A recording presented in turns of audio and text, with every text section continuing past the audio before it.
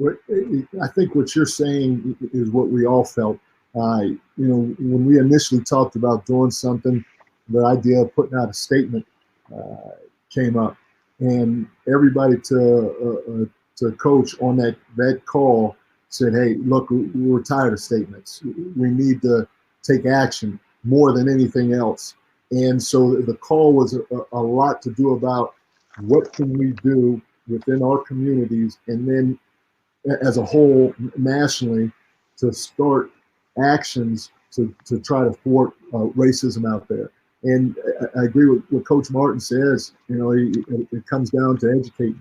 You want to educate people that don't understand. There was that story out there about the Southwest flight attendant. She sat down next to a white man on one of her flights, and they got to talking, and he was asking her questions about racism and so on and so forth. And her, as an African American flight attendant, she was giving her opinion, and then he expressed his opinion. And lo and behold, it was the CEO of American Airlines that she was talking to. But just those two people sitting down, talking to one another, educating each other, took their level of awareness, which is what everybody needs to have, to another level. I like what Coach Few up in Gonzaga is going to do when it comes time to vote.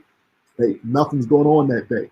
No practice, anything like that, to try to encourage guys to understand and educate themselves on who's running for office and to go vote. Ferguson just elected the city's first black mayor, and that's where Michael Brown got shot.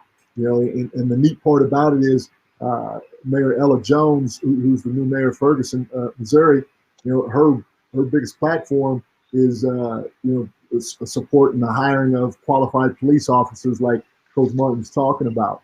And then, on top of that, trying to figure out how you can affect policy change. There's so many policies that need to be changed out there that, as an NBA Coaches Association, there are specific ones that we're going to attack.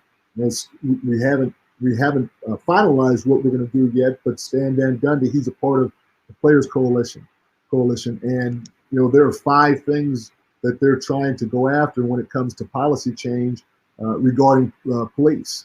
And there are a lot of the things that I didn't even know. They, like, for instance, they want to get a civilian oversight department or committee that will oversee all departments instead of having police officers policing other police officers.